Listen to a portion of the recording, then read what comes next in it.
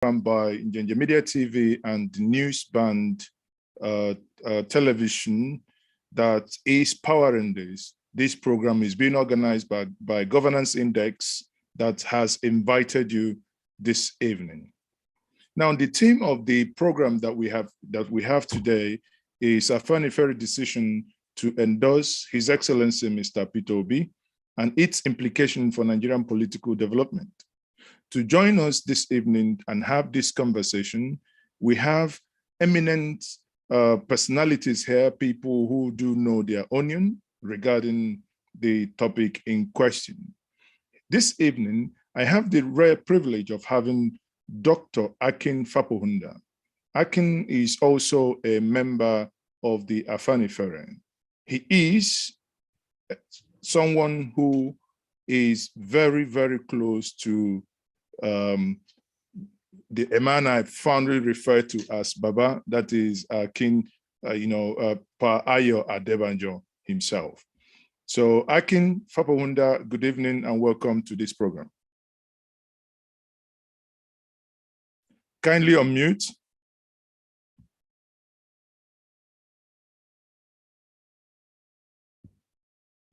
Okay, okay. Kindly unmute, yes, go ahead. Okay, yes. Good evening to everybody on the platform. I bring you greetings from Afenifere. Thank you very much for joining us. Now, the next person that I have here is our dear brother from the Middle Belt,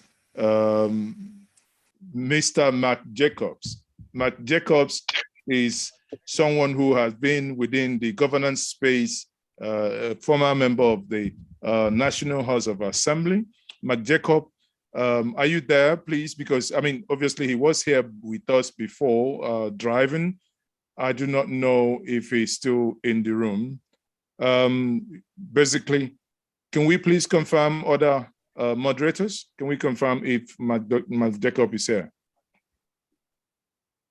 Now, if, okay, I think, is Ebuka ready?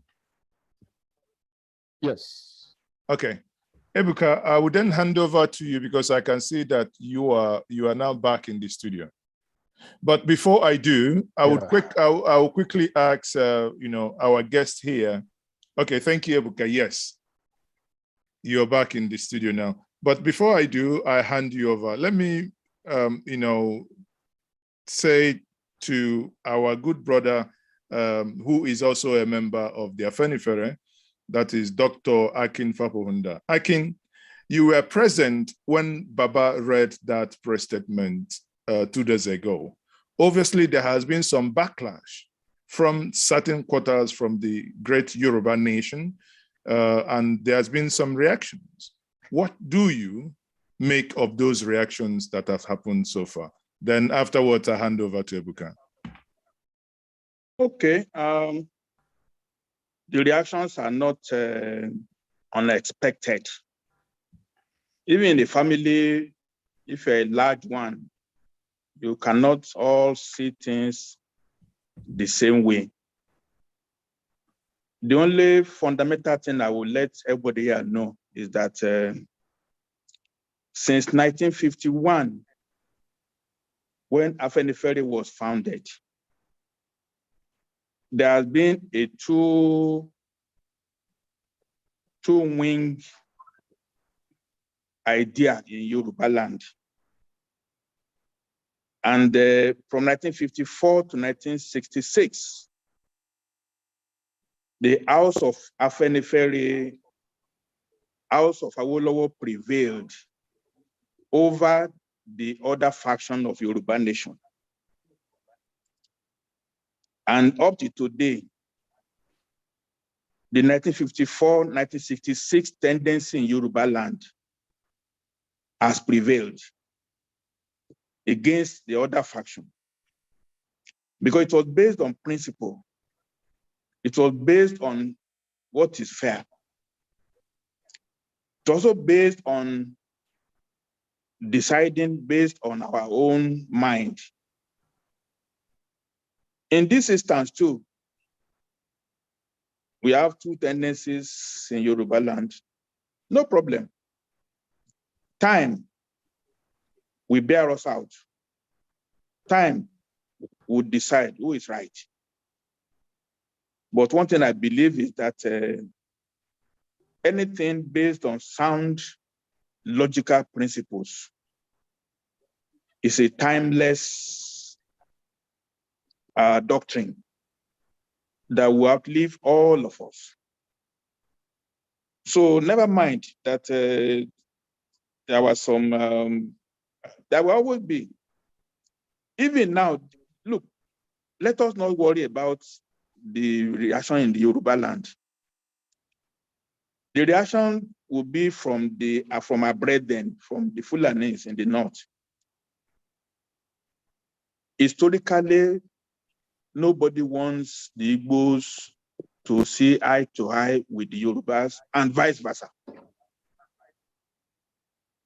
It's been the norm in the Nigerian Federation. So when you see the topmost echelon of Yoruba society deciding pointedly, based on rational arguments, to say we are supporting our so-called enemy, you can't expect that to just pass without a whimper. So as we go on in this talk today, I will elaborate. But I want to assure everybody that if we didn't expect any violent reaction, it means we don't know Nigeria at all. Thank you very much.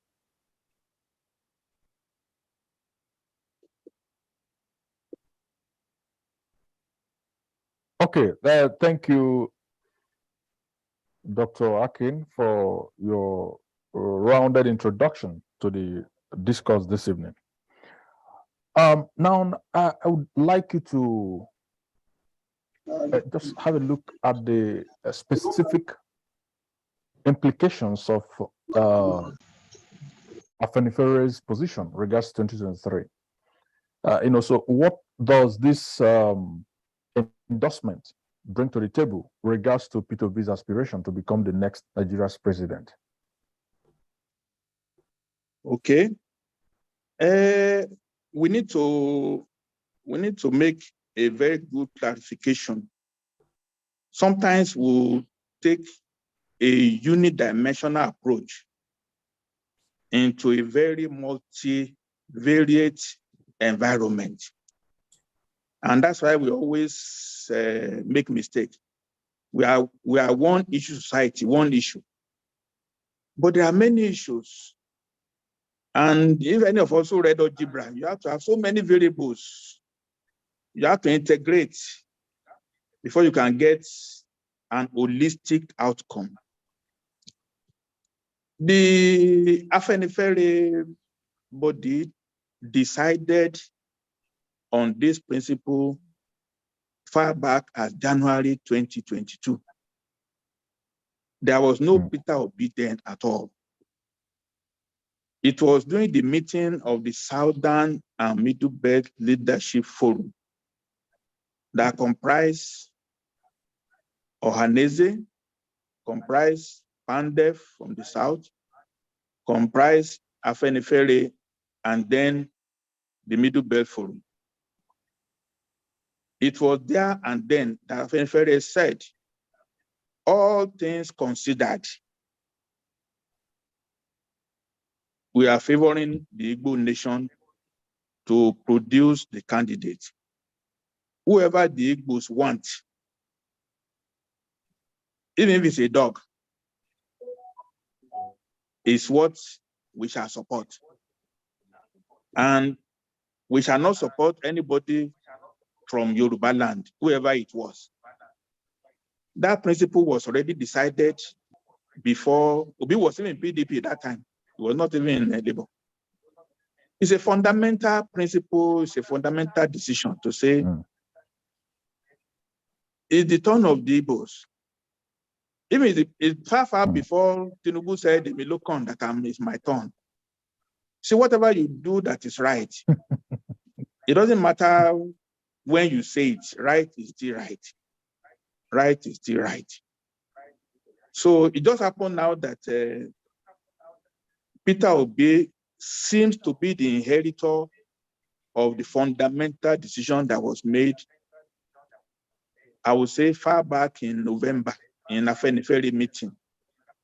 It was only in January that it was announced at the Southern Middle Belt Leadership Forum. So it happens to be that Obi is a very good candidate.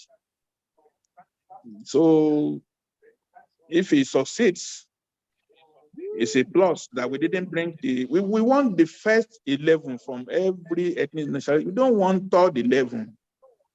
We don't want 20th 11 of any football team.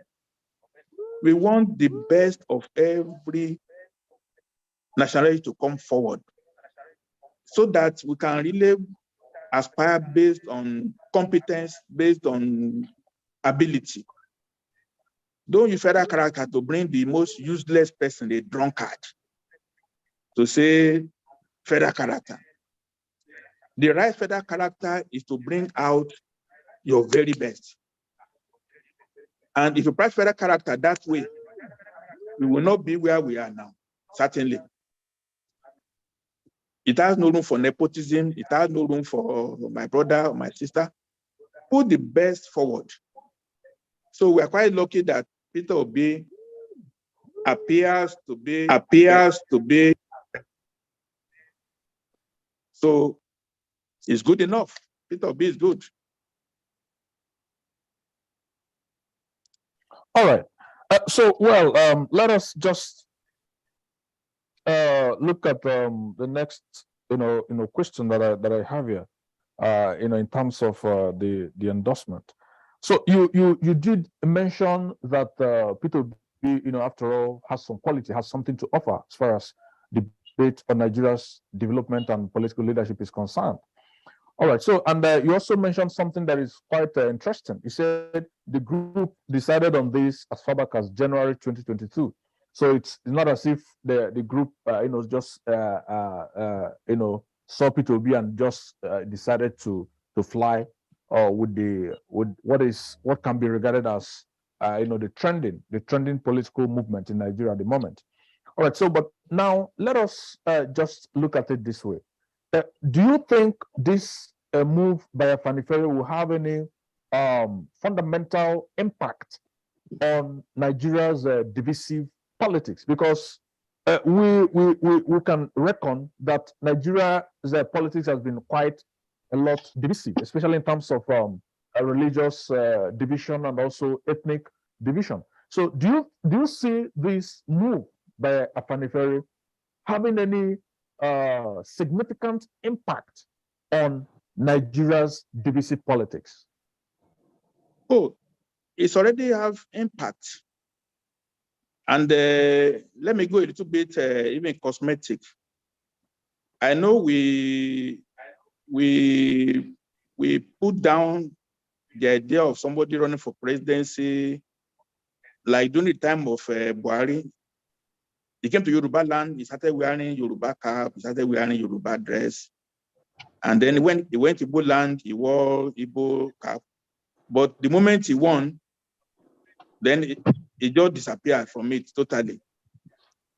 But it's a delight to see Peter Obi so integrated with Yoruba. Even what he wore yesterday, you not know it's an Igbo man. He wore Danshiki Yoruba dress yesterday. I cannot see sign of pretense in his attire. He's now becoming at home. He was in Afenifere's palace yesterday. He was in Ondo State yesterday. And Yes. he was in Afenifere event to honor the deputy leader of Afenifere, Oba Olaitan, who was 80 years yesterday. He was there. If nobody tells anybody, you will not assume it's an Igbo person. He just blended with all the ranks, with his dress sense, with his He just blend with the crowd. So you see, the effect of what happened on Monday is opened the doors for integration. It's opened the doors for Peter Obi to feel at home in Yoruba land. It's gratifying that he was able to, I don't know who his protocol people were, but they were able to visit Ooni of Ife yesterday, and it was received very well, very well. You see, all these things are symbols, but symbols are good. Symbols are good. So it's the Afenifere endorsement on Monday pointedly. In fact, we wanted Papa Adebanjo to raise many issues in that press conference of Monday. In fact, I did a draft for him on other issues. But he said, look, this one overrides all other issues. For instance, we were to talk about the census plan for next year.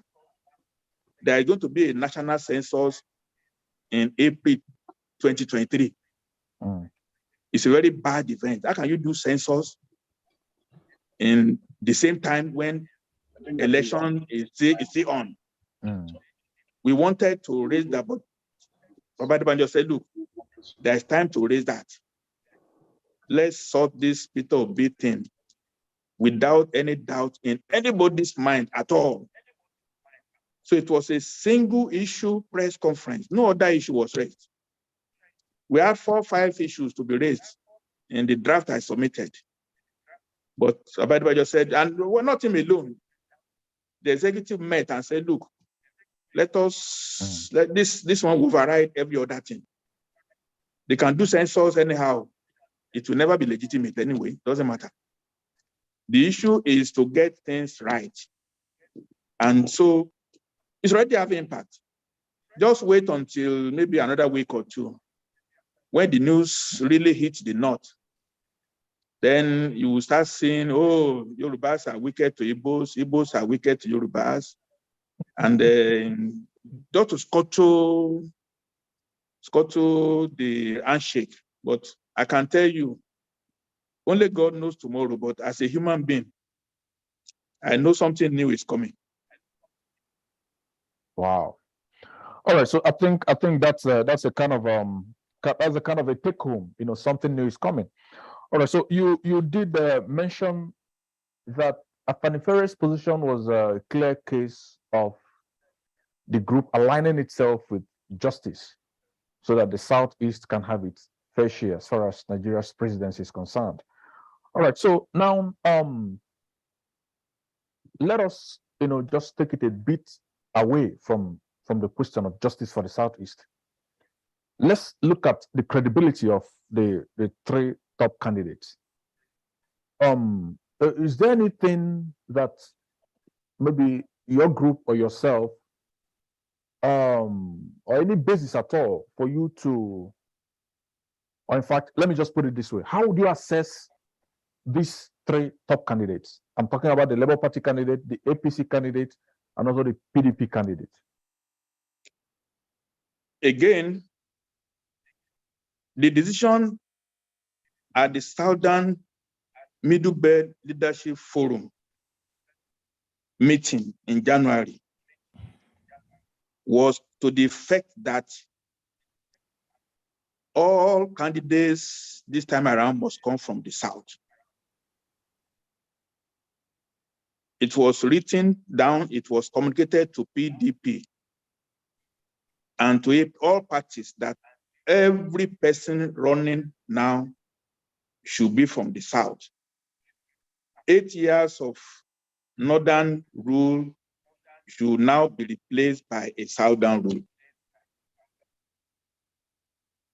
At that time, Atiku was even in Dubai, not even in Nigeria. He was still hiding there.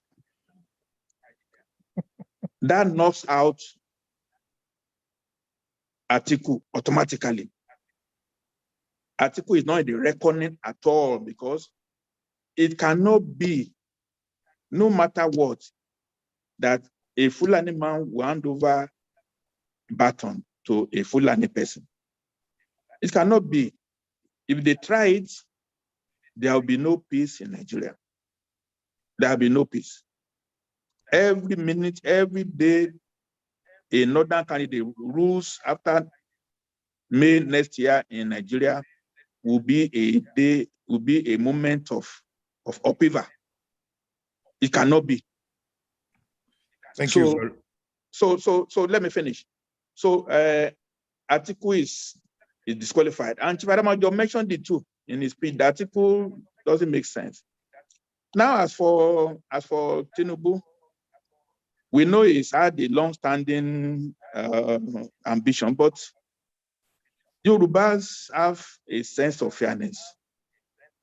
We cannot say because it's our own that we'll just say we'll support him. If he wins, it means he has support from wherever, but not from the mainstream Yoruba nation. I can assure you that. That leaves Peter Obi still. Thank you very much. So, Ebuka, before you continue, Mark Jacob, because obviously we have two guests for this. Mark Jacob is back, Yes. so basically take those questions accordingly. Okay. All right. Okay. Mr. Mark, good to have you back. we were in the same situation before now. So, but I've arrived at my destination. So quickly, Mr. Mark, let's hear your view on this. So, but generally, how is the Obidati movement doing in Kaduna?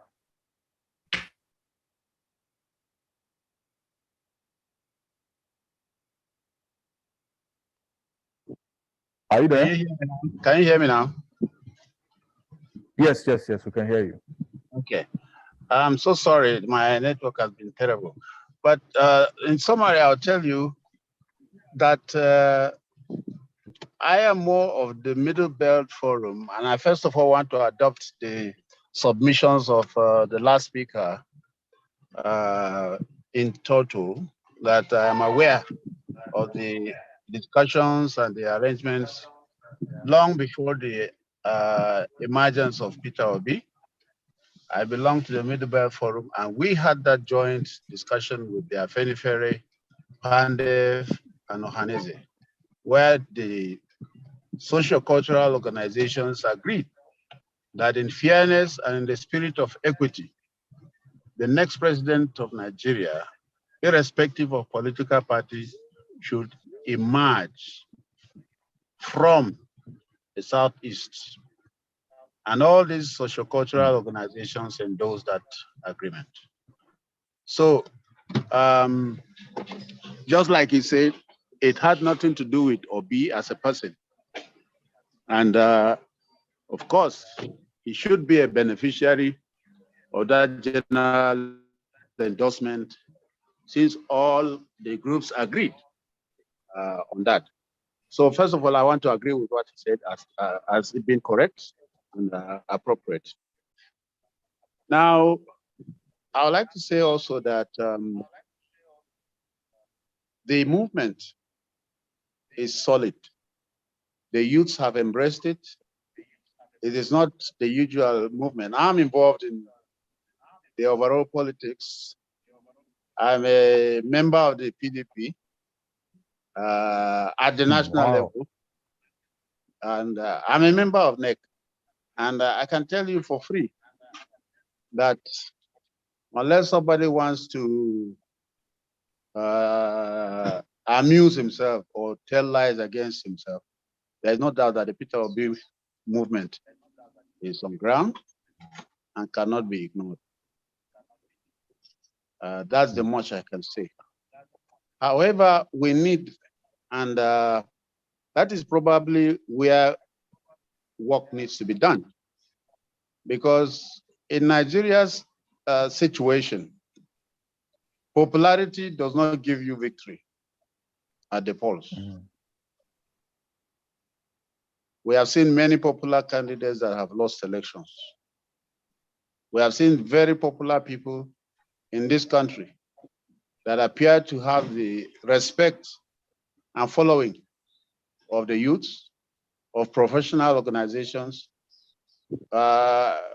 societies, and so on. Groups like Afenifere, groups like the Middle Way Forum, supporting such persons, but the persons never get to victory. And I'll say very freely that in 2019, these groups, including even the Northern Elders Forum, endorsed Atiku Abubakar, but he lost the election. So it is very instructive for all of us involved in whatever we are thinking of to take note of the fact that popularity or acceptability and endorsements do not necessarily translate to victory. And that is what needs to be worked on. If we want to actualize this dream, there must be things beyond the endorsement, beyond the marches, beyond the popularity stunts. We must move, and those who want victory must move beyond that. And that is where I think attention needs to be paid. I'm very happy that the 2023 elections are going to be very interesting. Nobody in this whole country can approach this election with the measure of arrogance we used to see in the past, where people come into the election with a sense of, I have already won, or I am the anointed one. Whoever is contesting this 23 election has serious work in his hands, and it is going to be very tough for anybody. That is the much I can say for now. All right, so that's a good start from you right there. So, but then before I go back to Dr. Akin, I would like you to you just mentioned something very critical in that the march, the 1 million, 2 million, 5 million march, or the social media boost, the preference which so many people have expressed. Even today, I read on Bloomberg that about 72% of people who have expressed their preferred choice of candidate for 2023 preferred P2B over, that's the candidate of Labour Party, over the two the candidates of the APC and the PDP.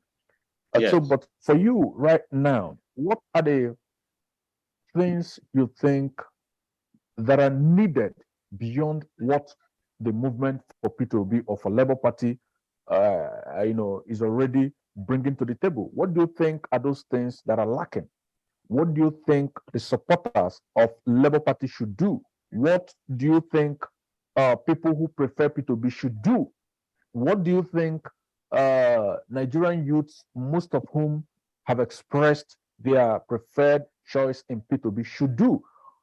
Generally, what are the people expected to do to make sure that they are able to realize this aspiration?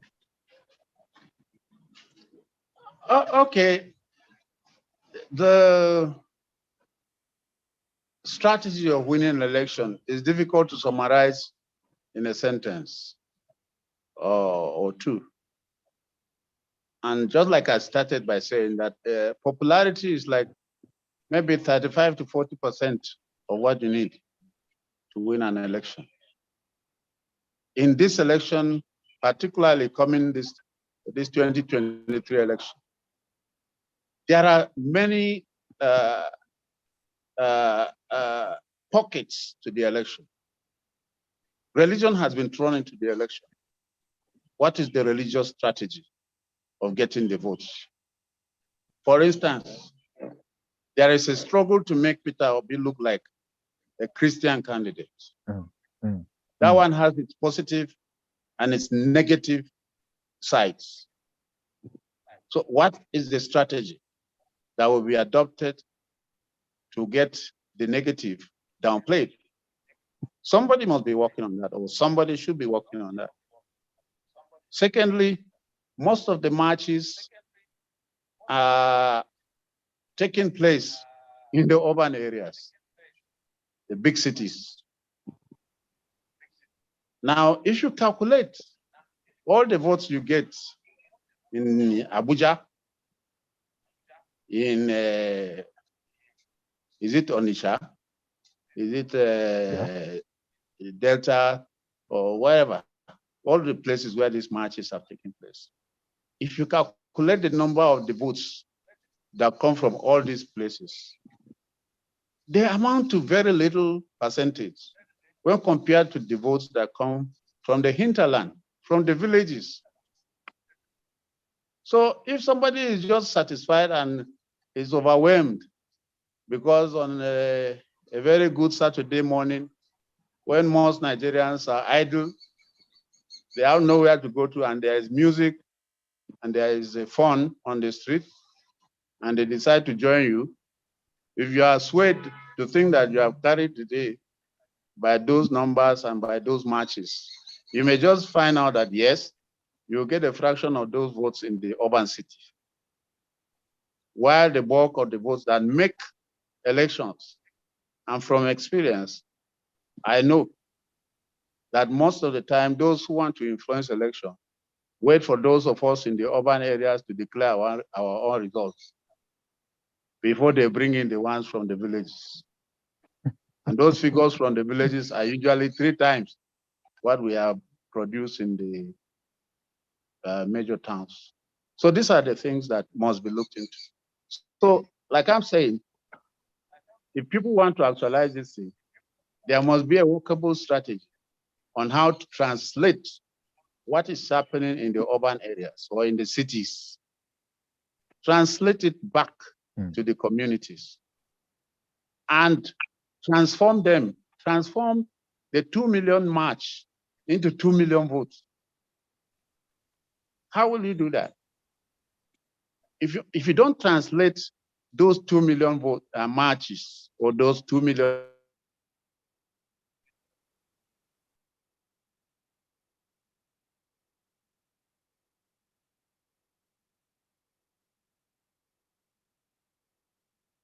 All right, I think those are the things that need to be looked into. Okay, he's back.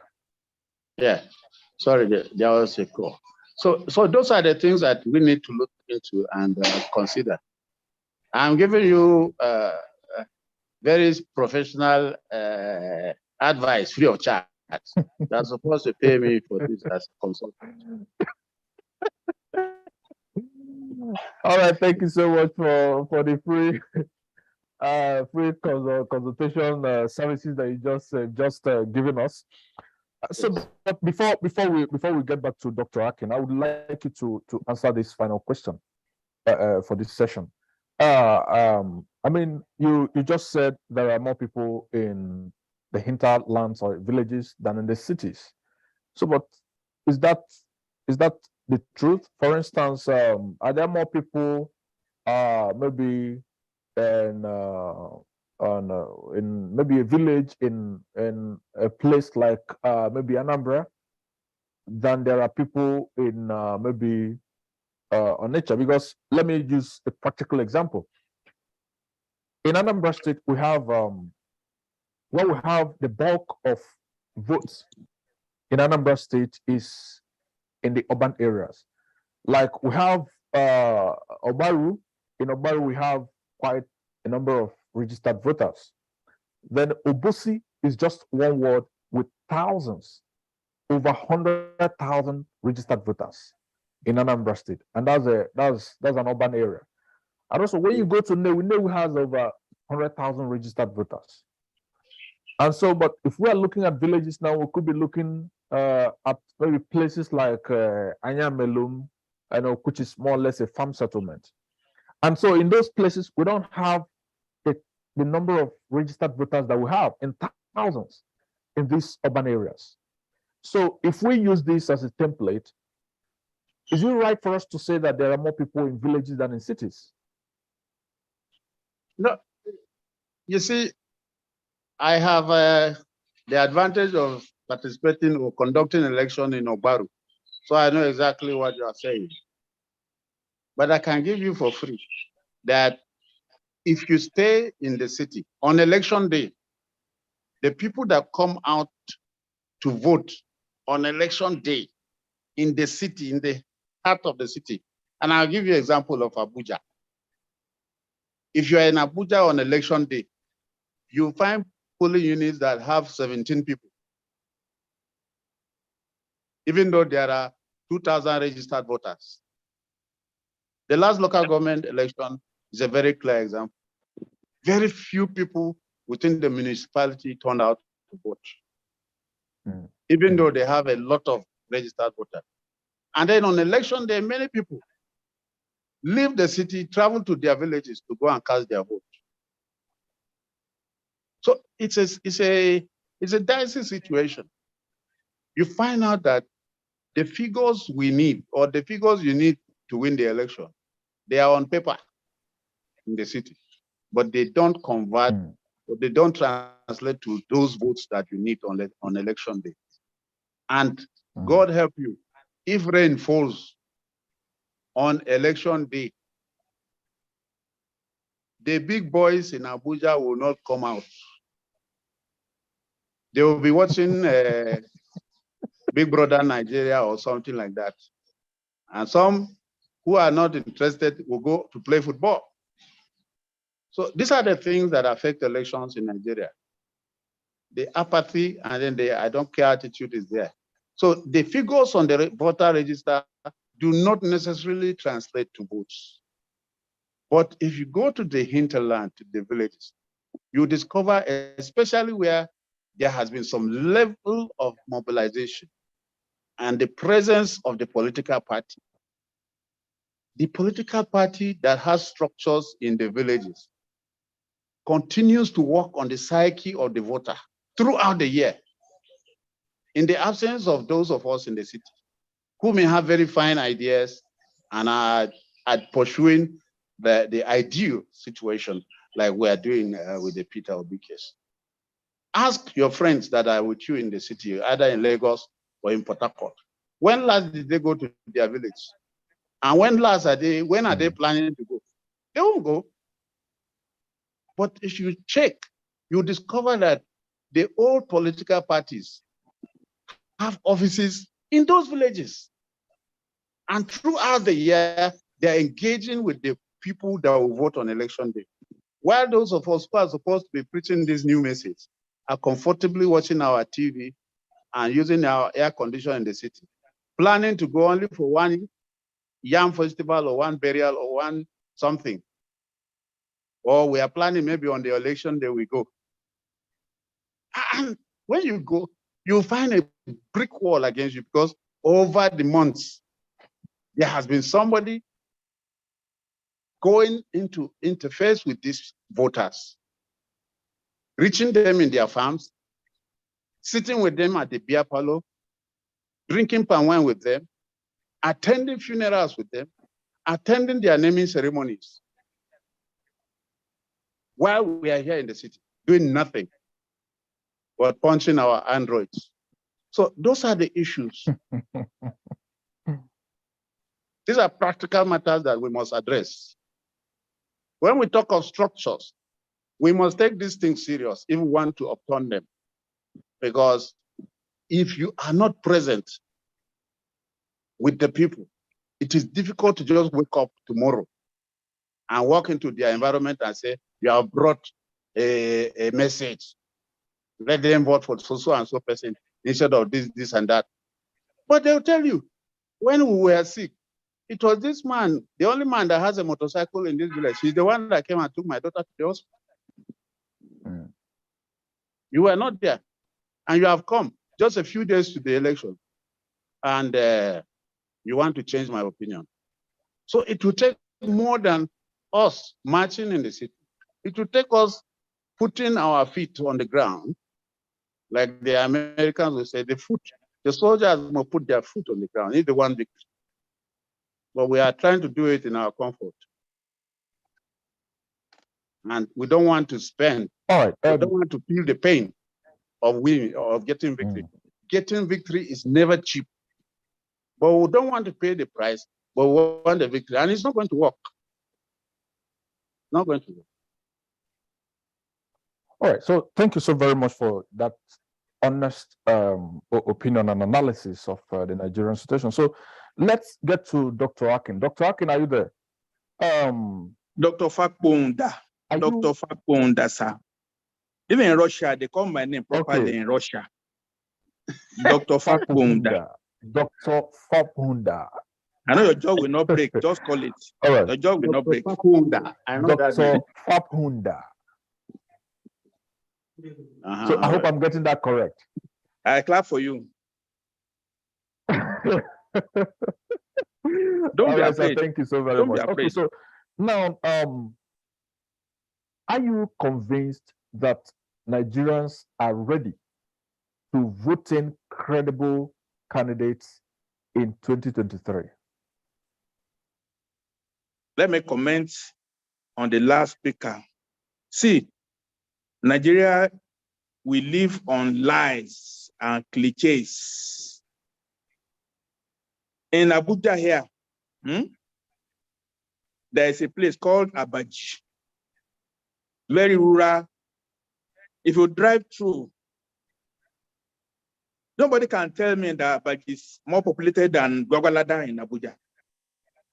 But when the election comes, they will collect the result for Amak, for Kubwa.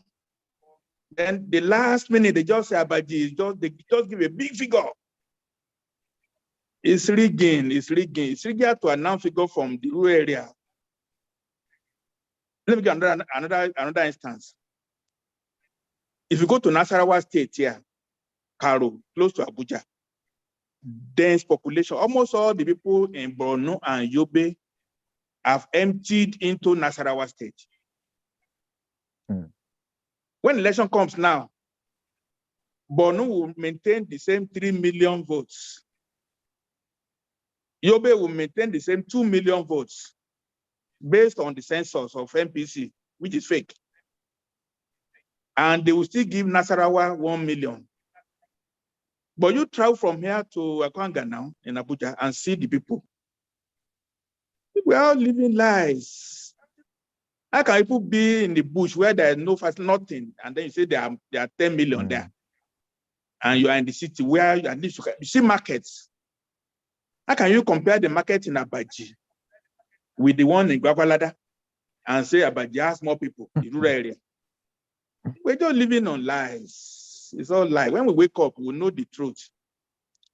Now to your question. This is an interesting time. We are lucky this time around that we have 5 months to election. In the past, it would be just 1 month to the time. Rush.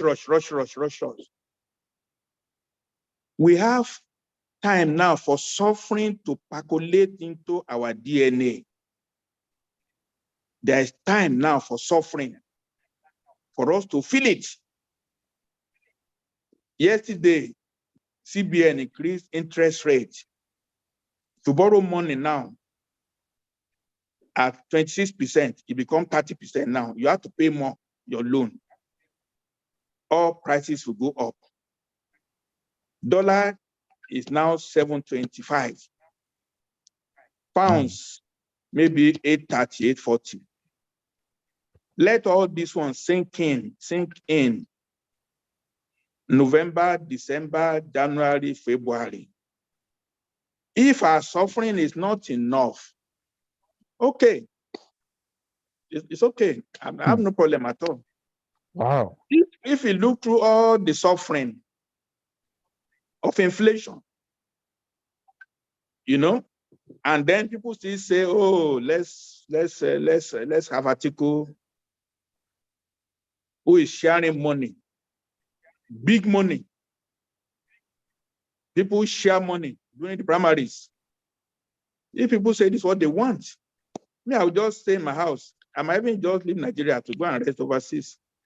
I won't pity Nigerians again, totally.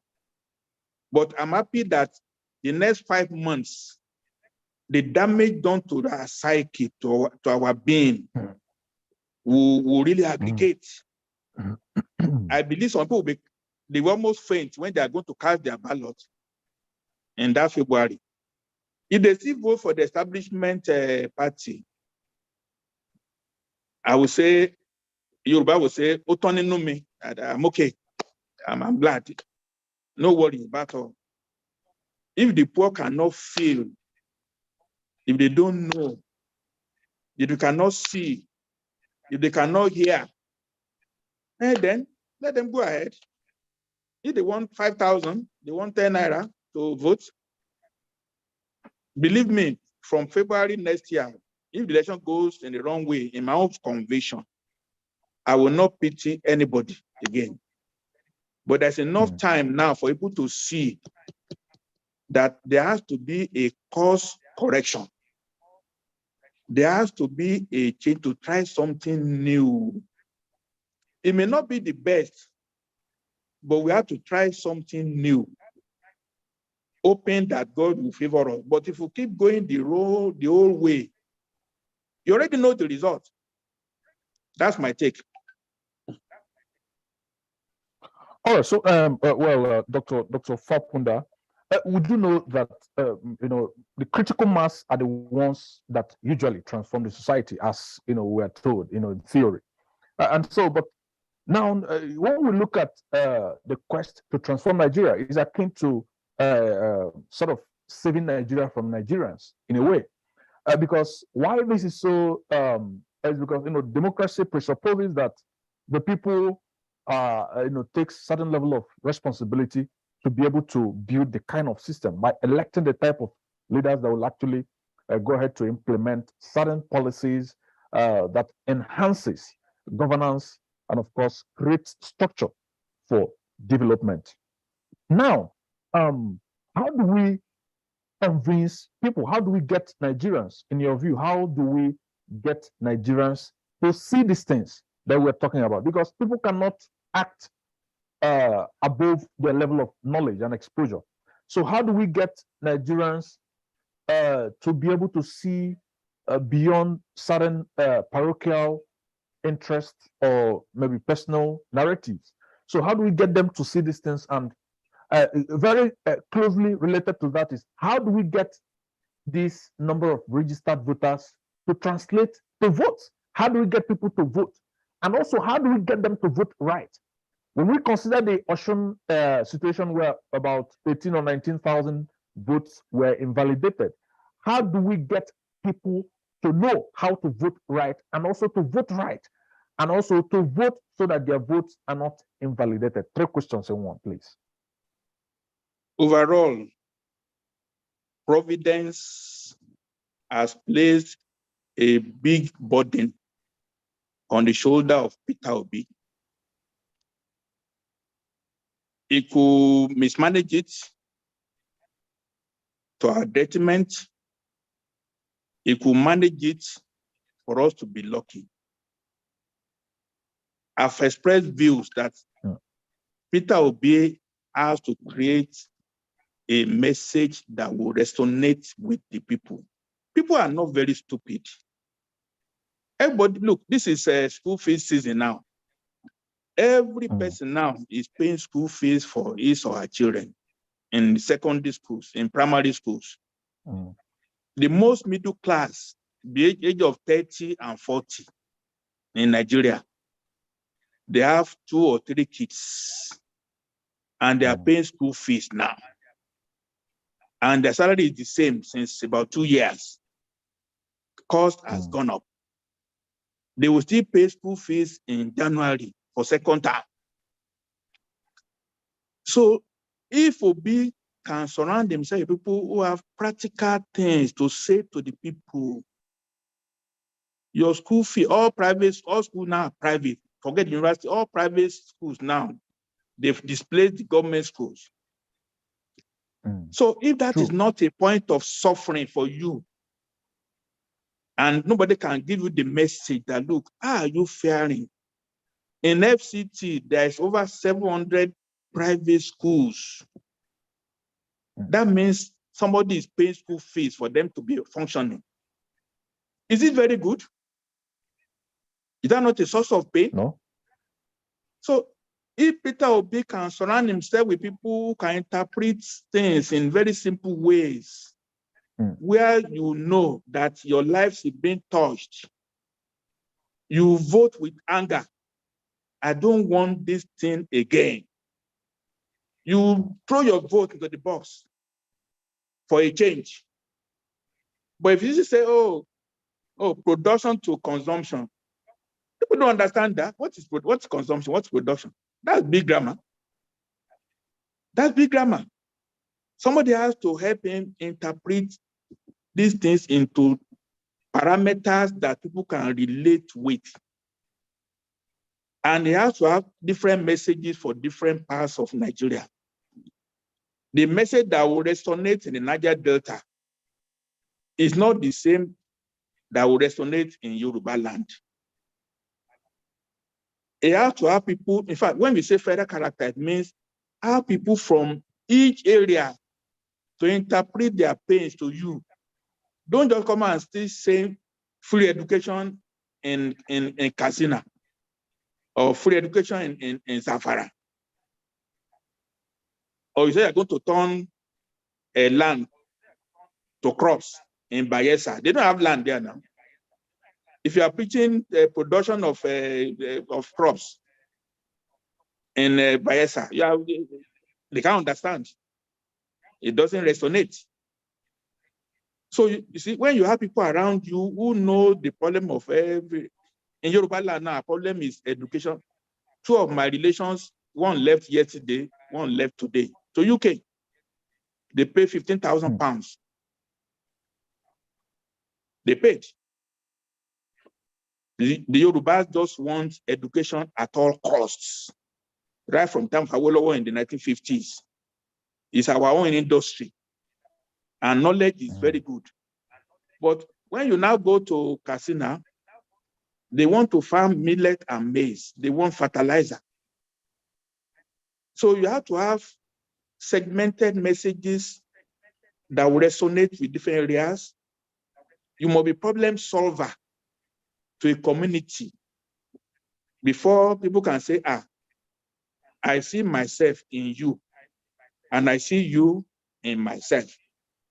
But to just all rally and raise somebody's hand in the stadium, say, oh, be forever. Oh, be for year 2015. So then you are not sending a message. So Obi has 5 months to bring people that will translate the hardship that we are now into simple language that people can really relate with. He has to do that. He has to interpret. Restructuring doesn't mean, for that's restructuring. We have to restructure our lives. To be practical, we have been living a very wasteful life in this country. So I wish, so if there's a good message, not just slogan, then people want goodness for themselves. They are not stupid. They may not be able to speak English. They might not be able to get why, but they know where the shoe is pinching. All of us sleep on the same bed. We know whether we can sleep without light. Mosquito is biting us. We know now. We know. So you have to have a quick wins when it comes in, if at all it comes into governance. Once you have a message that resonates, okay, let me get an example. In the US, Trump is not just popular because he's keen into the white supremacist group. The whites are afraid that the blacks and the Latinos are coming to displace them. So he just keyed into that you whites, you own America. Whether it's diversity, whether it's stealing money, they don't care. He's protecting the white supremacists in America. And they follow him. Up to now, they still follow him. I wish somebody can interpret our problems in such a practical way. People will say, I will die with you. That's the problem. That's the challenge. All right. Now, I think that's a very beautiful point that you made there, Dr. Fapohunda. Thank you. Okay, so something else I'd like you to comment on before we go to Dr. Jacobs. I mean, Mr. Jacobs. So, you know, the concept of restructuring is something that has become quite popular among Nigerians, and especially when we're talking about, you know, the public debates, when we're talking about development, Nigerian politics, policies, governance. So, give us a sense of your ideal interpretation of the concept of restructuring, because I understand that your group, Afenifere, part of the reason why they are supporting or why they have endorsed the candidacy of P2B is also because, according to the statement, they believe that P2B will be able to implement restructuring of Nigeria. So give us a sense of your ideal definition of restructuring as it concerns Nigeria.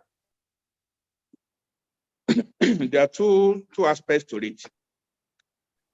The first one is economic reconstruction of Nigeria.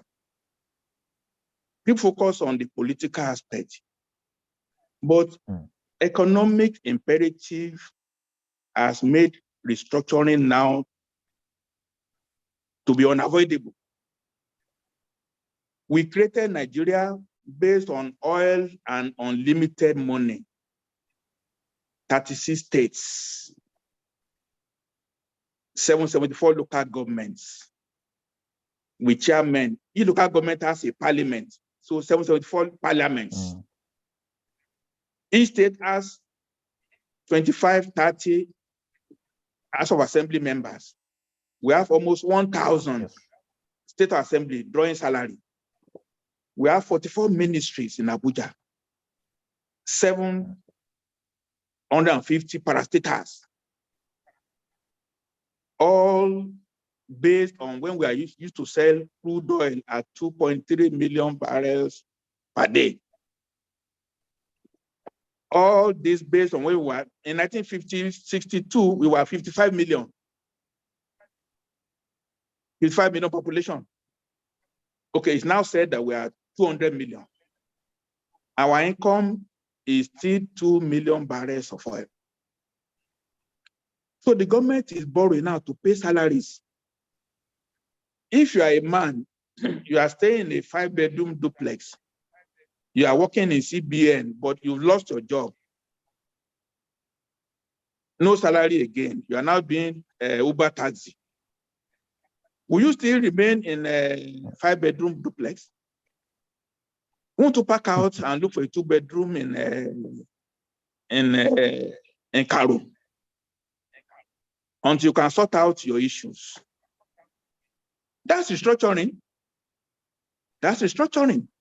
We are broke. The country is bankrupt. We can't continue living the way we are living again. We can't afford more than one camera legislator. Just maybe not up to even 60 senators, no more House of Reps. Which laws are we making again? Which laws? Not making laws. And all the states that were created, they are all avenues of waste. Governors have turned them into headmasters. They just pay a salary. The whole money belongs to them. They just spend it the way they like. Governors are now emperors in all the 30 states. They spend money to do election. They pay for you for your form. If they don't like it, they won't pay for your form. Government money. So economically, we have to restructure Nigeria to away from wastefulness, to live now like a human being. That's it. But the political aspect, look, Nigeria is not a nation. Nigeria is a country of many nations. And all of us, when you are within your community, there is organic relationship. Among Yorubas now, nobody can tell me, oh, I can't see Yoruba person because policeman in Yoruba man in Yoruba land, he cannot, because we know his family now. But a policeman is from Sokoto and is now the DPO in my town in Ilesha, Osun State. So how am I to relate with him? And then you create so many ministries. Look, in the Ministry of Agriculture alone, there are 9 departments, federal ministry. Each one has office in 36 states. There is federal agri, federal forestry, federal livestock, federal pest control, federal rural development. Each one has office in 36 states, headed by level 16 officer, and they are drawing salaries. And federal government does not have 1 hectare of land that they are cultivating. None. None. In Abuja here, there's Department of Fisheries. There is Jabi Lake. They are not fishing in that Jabi Lake. There are almost 40 of them with masters in aquaculture in the secretariat in area 11. There is Jabi Lake. They are not fishing. Too many things are wrong in our system based on those days when money was no object. We are broke. In fact, I pity Peter Obi. I going to communicate. Whoever wins, let me not personalize it. If you don't reduce federal civil servants by at least 1/3 next year, you cannot fly. They are not doing anything. Go to secretariat, they are not doing anything. They arrive at work at 10 o'clock, and by 2, they are all going away. Federal civil servants. Only 3 people are working in Abuja: the PAMSEC, Director of Finance, Director of Procurement. Those are the only people who are working in any federal ministry. Procurement to produce tender documents, finance to write memos on it, PAMSEC to write memo for the minister and the executive council. All other civil servants are sidelined. Let me give one more point. Let me not talk too much. One more point. There's a software called IPPIS. It's a software that is used to pay all federal civil servants, whether you are in Kotepene or you are in Ibadan. You are paid centrally. If you don't go to work for the last 3 months, nobody knows. You just keep getting alerts from Abuja. You don't getting alert. When I was in service, your local director can query you are absent and stop your salary. Now, everything is centralized. Centralized. We can continue like that. Too many reasons for us to restructure Nigeria. Too many. The states have to be collapsed into regions. They will be able to go back to become provinces or districts so that we can save money. We don't have money again. Thank you. Wow, that was quite an expose. And this your last comment is extremely scandalous. Also, but thank you so very much for that contribution. So now let's get to Mr. Mark before we get back to you, Dr. Fapohunda. Also, Mr. Mark, are you there? Yeah, I'm here. All right. Okay. So now let me take you back on your contribution the last time. You did mention certain concerns about getting the numbers into actual votes. So now when we look at this, I've already mentioned before, we have 2 major problems. Number one, we have problem of apathy, and secondly, we have problem of voters not voting right. That is what leads to invalidation of votes. I'll give 2 instances. In the November 2021 governorship election in Anambra State, there's a situation where about 250,000 or 253,000 people voted in the whole. Now, out of that number, we had over 8,000 invalid votes. That's one. Now, in Osun State, the governorship election in Osun State about just 2 months ago, we had a situation where about 19,000 approximate votes were invalidated by INEC. So we see we have two major issues. So one, the issue of participation, and two, the issue of voting wrongly. Now, for you, do you see this posing an existential threat to the expectations of Nigerians vis-a-vis the clamor or what has become a popular movement, like I said before, for the Labour Party's presidential candidate?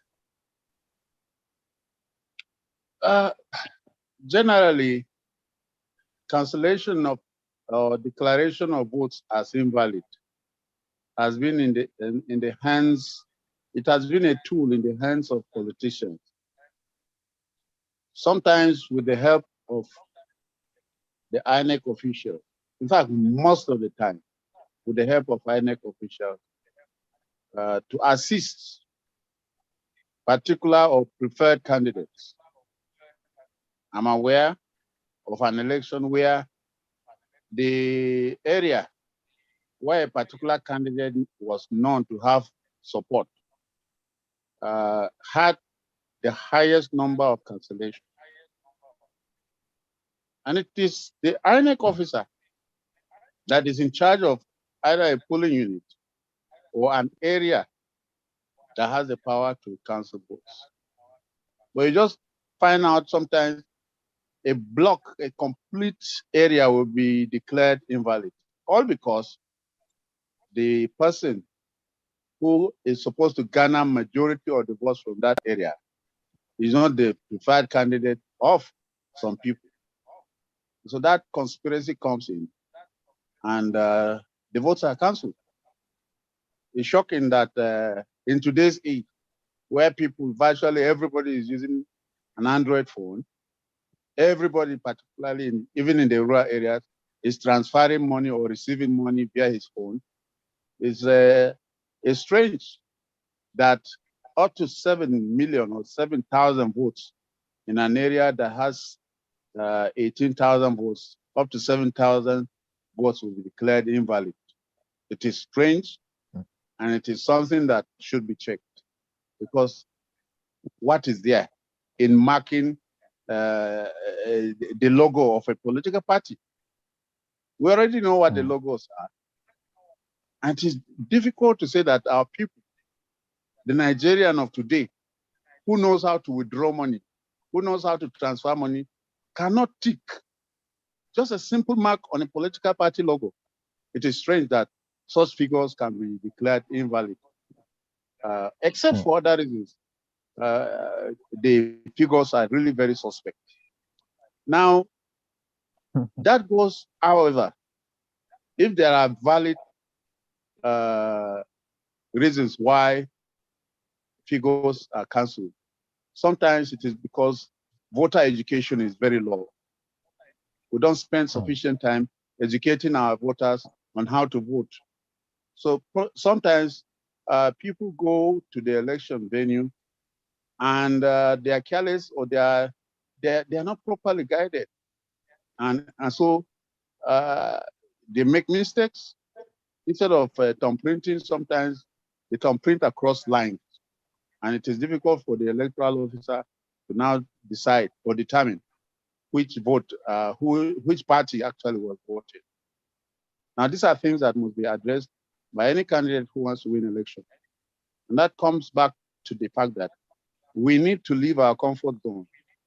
Any candidate or supporter of any candidate that wants to win election must leave his comfort zone and go to where the voters exist.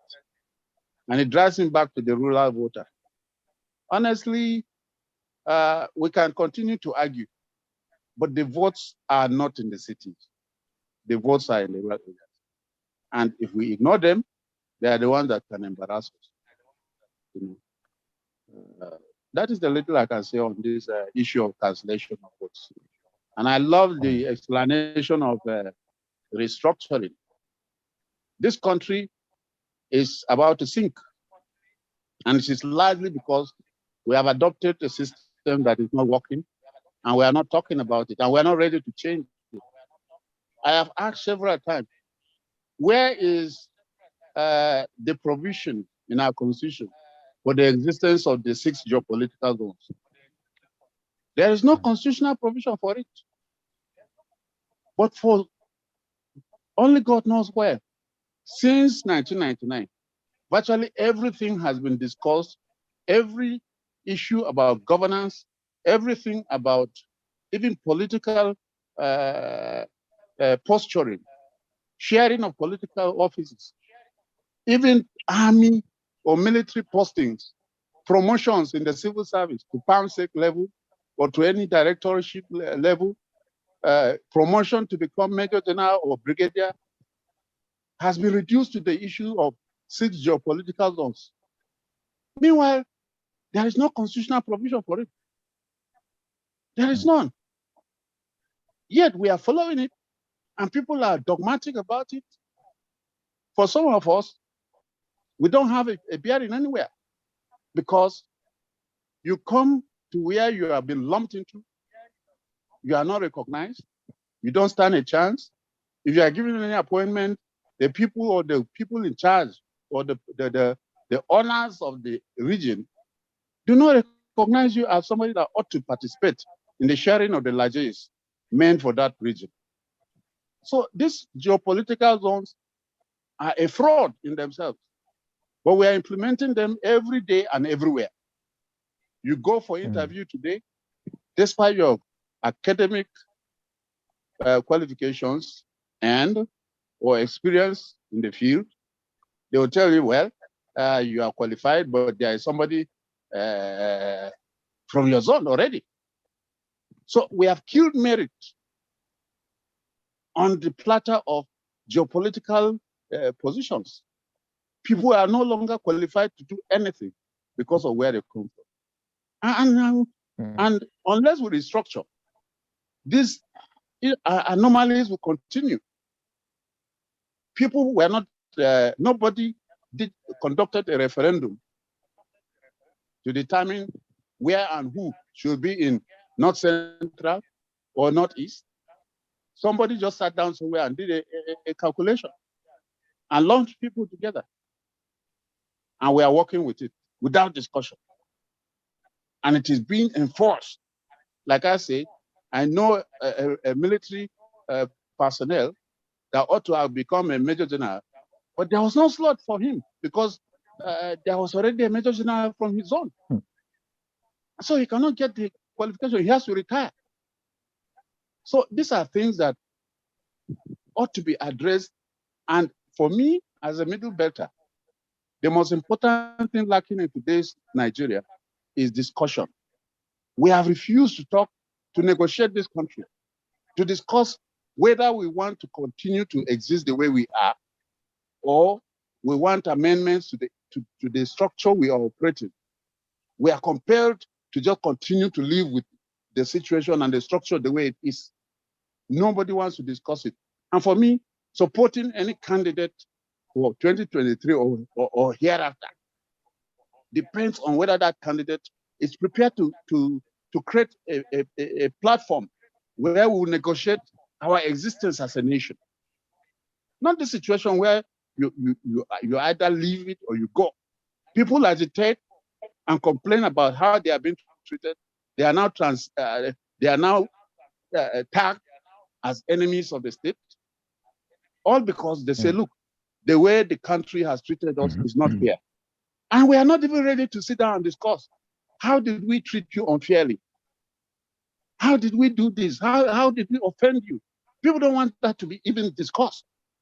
But what we are saying, we are one and we are equal.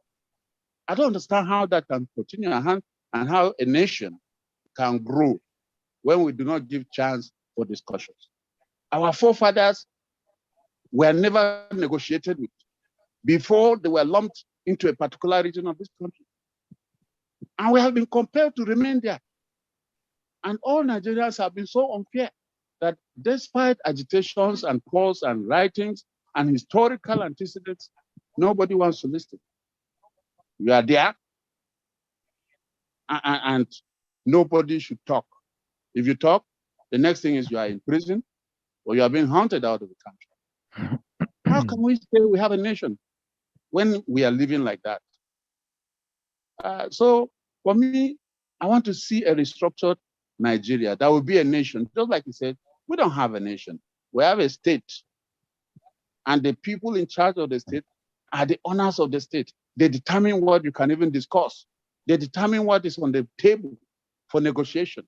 They determine whether there will even be any negotiation. And that is not right in today's 21st century Nigeria. So for me, that is key. Well, these are truly fundamental issues. Yes. Sorry. So these are truly fundamental issues to the question of Nigeria's existence as a country, and of course as a sovereign state for that matter. All right. So before we go further into this, let me redirect you just a little bit, Mr. Jacobs. You did say that the number of invalid votes shown out by INEC is a suspect, and also, but I would like us to to have a little mental rehearsal of the process. At the end of voting in the polling unit, the results is announced, and then the people, party agents, observers sign the results, and this same result sheet is distributed amongst the stakeholders present in that polling unit, and then a copy of the results is pasted in that polling unit. Now, before then, the presiding officer, the PO, INEC PO, goes through each vote that has been casted in open and displaying the ballot, papers for people to see. Do you think that given the openness of this process, there is something else that we're not seeing? Perhaps there is an inflated invalidation of votes cast. Do you have any good grounds to object to the number of invalid votes that we've had, in the two instances I've given? The past governorship election in Anambra State and also the last governorship election in Osun State. Or perhaps just any instance, you have good grounds to suspect the invalidation of votes by INEC. So, sorry, before he takes that question, Ebuka, I think it would be nice after that question is taken, can we quickly go and take one or two questions from the audience, because we need to be wrapping up now. Okay. All right. Quickly, I have represented candidates at election tribunals. I'm a lawyer. So I have seen several instances where candidates genuinely won elections. And a single stroke of the pen from the presiding officer or the returning officer takes a large chunk of the votes of a particular candidate away. Cancelled. And sometimes the cancellation is done on the return sheet, not on the ballot papers, because the ballot papers are no longer taken away from the polling unit. Once they are put in their box, they are sealed. It is the result sheet that is taken to the returning officer. It is at that stage that the irregularities occur. Sometimes, before the returning officer sees that final tabulation, the politician who is interested in tampering with the result would have known where he lost in a large landslide, and he goes around to walk his way so that that particular place where he did not win and lost with a landslide, that place will be cancelled. So these are the issues. And any election at all can be manipulated through that. And we need to guide against that if we want to win election. The returning officers, the presiding officers, thank you so very much. are our challenge. Okay, thank you so very much, Mr. Mark Jacobs. Dr. Fapohunda, before we get back to you, would like to take questions from the audience.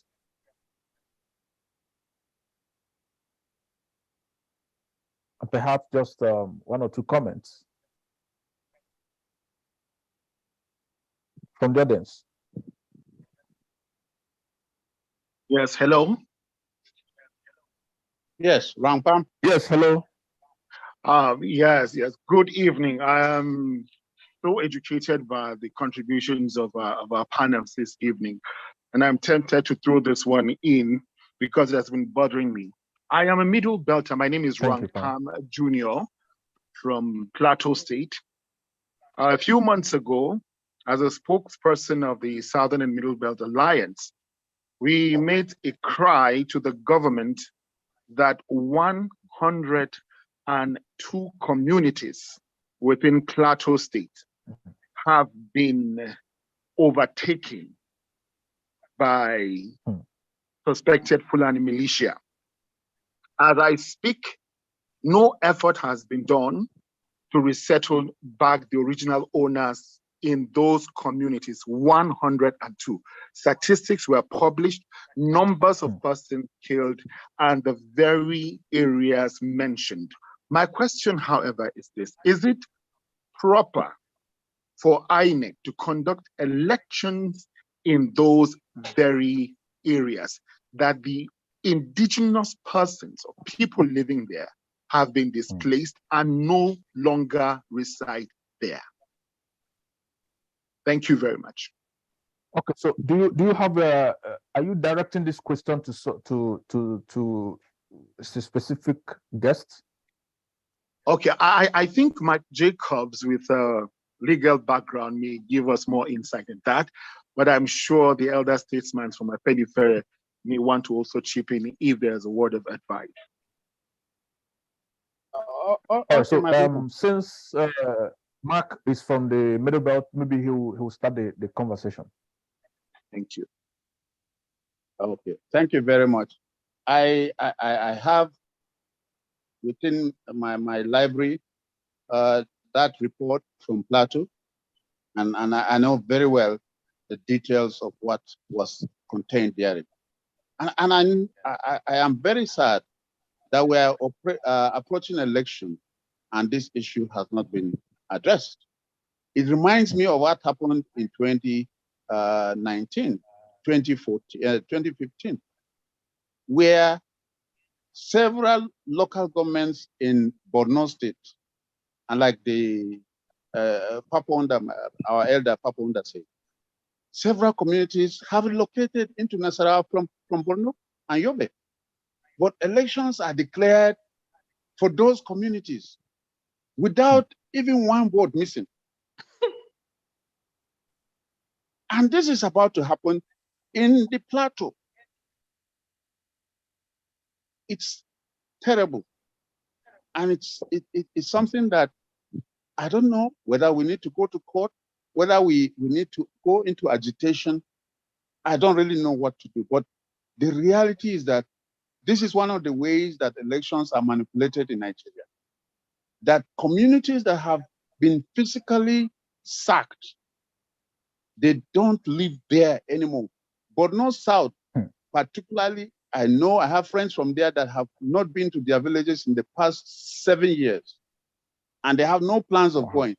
But after elections, there are election results declared from their villages.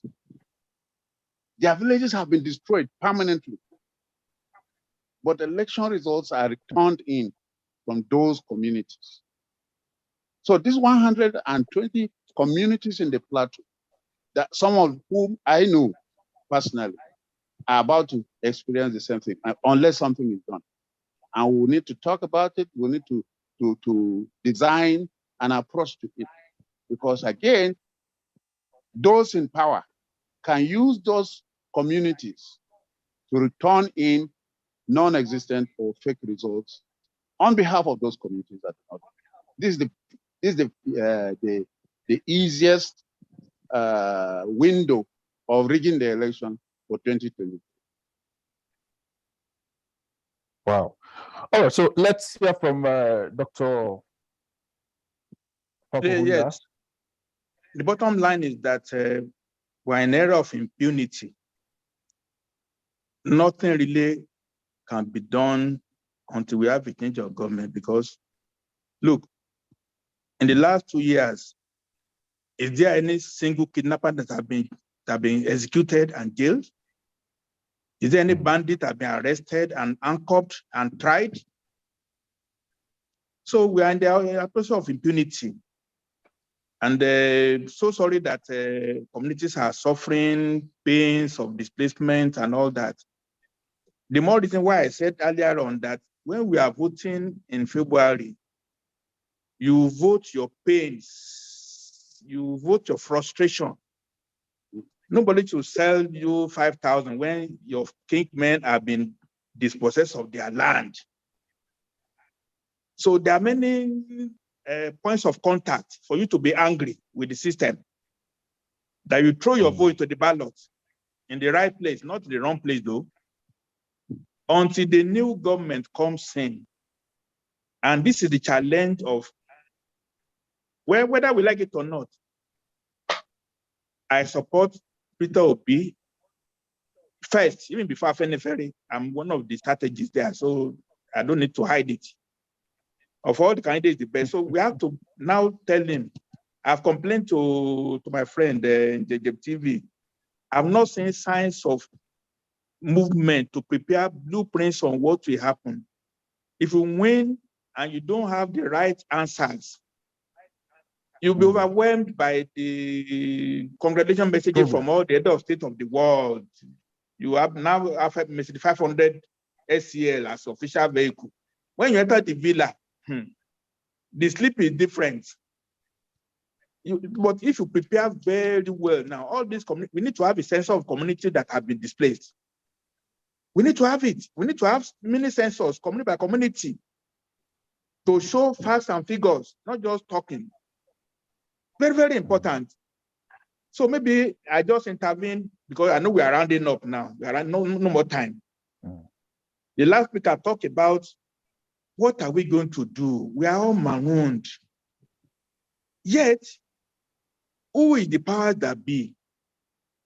If in this forum now, we agree to launch a federalist movement, we shouldn't wait for Peter Obi or whoever wins alone. Supposing, look, in 1998, there was G18, there was G34. They formed, they say, a group, even to confront military regime. So bad that the body became PDP. We need a movement now, in the next 5 months, that will articulate what we really want and give a blueprint to whoever wants to say, this is what we want. Then it will be easier for them to say, approved. But if you are waiting for him, with all the problems of money, IMF, foreign exchange, and all that, he may not have press on mind. They said they started a committee for 1 year to do thinking again. We're wasting time. In any case, in Afenifere, we have tried now. We have Ohanifere, Ohaneze Afenifere. People might say, why? The problem of Nigeria started with the Igbos and Yorubas in 1948. It's a fact of history. Up to 1951, that's when the Igbos have been quarreling with Yorubas and vice versa. If we don't solve that Igbo-Yoruba problem, others cannot really be resolved. So we are not marginalizing Niger Delta, Pandef, or marginalizing Middle Belt. Historically, if the Igbos agree with the Yorubas, what we are going to agree upon can never be against the interest of Pandef, cannot be against the interest of Middle Belt. And what do we want? We want to go back to regions. Each region will have its own identity. you're able to do many things in your own region. Like you run your own house now. I run my own house. You may not want your children to go to school. That's your choice. You may want your children to be lawyers. That's your choice. I want my own to be doctor. That's my choice. When we reorganize Nigeria into regions, everybody will have his own identity. And then you live by them. You'll be ruled by your own people. Your police will be from your own people. Even your military will be from your own people too. Only that we are going to have the flag of Nigeria. Even in 1960, Western region had a consular office in London, separate from that of Nigeria. I can see the Yorubas having their own consulate, separate from Nigerian High Commission in London, to take care of Yorubas who are students in UK. There are very few Fulani students in UK. That's a fact. There are more Igbos in the Southeast Asia than Yorubas. That's a fact. So the Igbo nation might want to have a consulate in Malaysia, Indonesia. So we have to do things based on what we want for ourselves. Then nobody is disturbed. You do your own. We are still Nigerian. We'll be good neighbors. So now, what am I saying now? We need to articulate what we want. We are working on it in Afenifere. I'm very sure about it because I'm partly involved in it. We are having documents on how the thing would look like. We are just trying to dot the I's and cross the T's. So we want all other persons in this forum now to think along that way. If you are going to be a region in Niger Delta, how many regions? It could be 2 regions, Western Niger Delta, Eastern Niger Delta. It could be 2 regions. In the Middle Belt, I can see 2 regions too, because Kebbi, Niger, and Kwara, they are mainly Muslims. Plateau, Benue, Adamawa, and Taraba, they are mainly Christians. Whether we like it or not, don't let us shy away. You are Christian, you are a Christian, you are a Muslim, you're a Muslim. I'm Yoruba, I cannot be an Igbo person. It is not the truth. Don't let us keep deceiving ourselves that, oh, we don't want to hear Yoruba, we don't want to hear. It's a lie. When I respect you as who you are, you respect me who I am. Where is the conflict? But we are pretending and we are cheating each other. You know? That won't work. So finally, because I don't want to waste your time too much, we need to form a group now that will articulate how we want a new Nigeria to run. So that when the call comes out, we'll be ready to answer the call. And whoever wins will make his task very simple because we'll have already agreed on positions. Example, Okuns of Kogi, they don't want to belong to North Central anymore. The Gominas of Kwara, they don't want to belong to North Central anymore. I've spoken to them. They want to be part of Western region. We need to articulate it.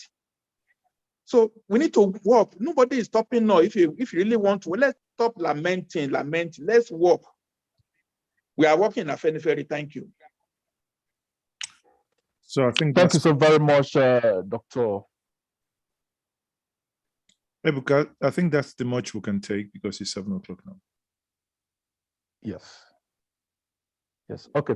So thank you so very much, Dr. Akin Fapohunda, and thank you so very much, Mr. Mark Jacobs. Thank you to all our guests on the Zoom. So probably if you have a question or comment, you can leave it on the chat, and it will be taken care of.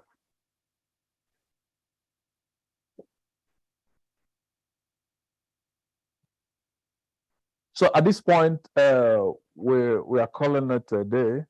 I think it's been quite a long one, quite extensive. Had a lot of new information, and of course a lot of things to think on and act. So, but essentially, I think at the end of the day, it is left for Nigerians to rescue Nigeria from imminent destruction. And this is what we have to do with the power of our suffrage. So this is one election that is a make or mark for Nigeria as far as what we can see for now is concerned. So it is left for us Nigerians to decide the future, the trajectory the country goes with the power we have in our votes. So thank you once again for joining us, for being part of this program. It's Conversation on the Governance Index. The program has been sponsored and aired by Newsband and Endanger Media. And so I don't know if we have any comment from Endanger or Newsband.